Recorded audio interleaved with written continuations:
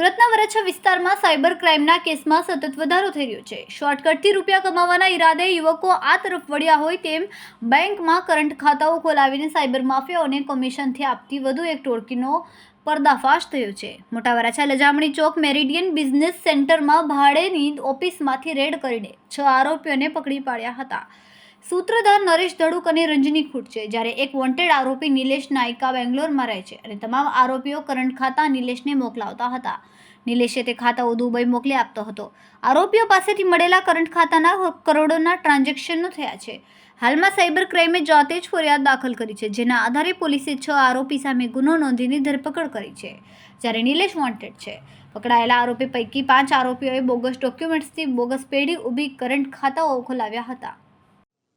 Police commissioner સરની સૂચના અનુસાર સુરત શહેરમાં સાયબર ક્રાઇમને લગતી જે ગેરકાયદેસર પ્રવૃત્તિઓ થતી હોય, બેંક એકાઉન્ટ, સિમ કાર્ડને લગતી અને ફેક ફોર્મ વગેરે એને લગતી પ્રવૃત્તિઓ પર નજર રાખવા અને તે અંગે કાયદેસરની કાર્યવાહી કરવા માટે જે સૂચના આપવામાં આવી હતી, તે અંતર્ગત સાયબર ક્રાઇમ પોલીસ સ્ટેશનના પોલીસ ઇન્સ્પેક્ટર શ્રી વાયસ ગામિતનાઓને અને તેમની ટીમને તથા એએસઆઈ મયુરીબેનને આ અંગે બાતમી મળતા તેઓની ટીમ દ્વારા ગઈકાલના રોજ ઉત્તરાણ પોલીસ સ્ટેશનમાં આવેલ એમબીસી જે કોમ્પ્લેક્સ બિલ્ડિંગ છે તે ખાતે રેડ કરવામાં આવેલી હતી। સદર રેડ દરમિયાન આ કોમ્પ્લેક્સની અંદર એક અન્ના કોરાટી એન્ટરપ્રાઇઝ કરીને એક શોપ મળી આવેલ હતી, જે ત્યાં આગળ રેડ કરતા કરંટ બેંક એકાઉન્ટનો જે સામાન હોય, ચેકબુક્સ હોય, ડેબિટ કાર્ડ્સ હોય અને પાસબુકને એ પ્રકારની જે બેંકને લગતો સામાન છે તે મળી આવેલ।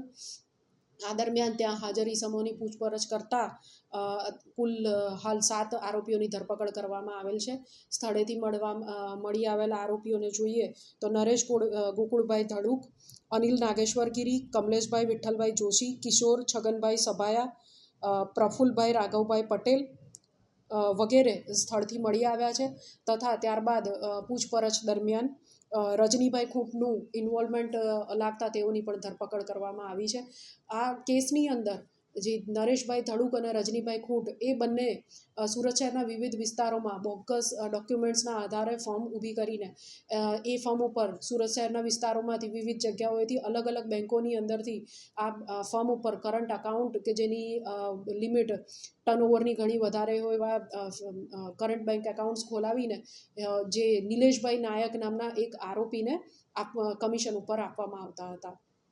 આ જગ્યાએ જે રેડ કરવામાં આવી તે દરમિયાન અમ્મા કોરાટી એન્ટરપ્રાઇઝ નામની જે શોપ હતી તે પણ એના પણ અલગ અલગ બેંકોમાં એકાઉન્ટ ખોલાવવામાં આવ્યા હતા। જે બેંક એકાઉન્ટ જે આ બોગસ ફોર્મ બનાવી છે આ આરોપીઓ પૈકી અનિલ નાગેશ્વર ગીરીએ બનાવેલ છે અને તે નરેશભાઈ ધડુકની સાથે રહીને બનાવેલ છે।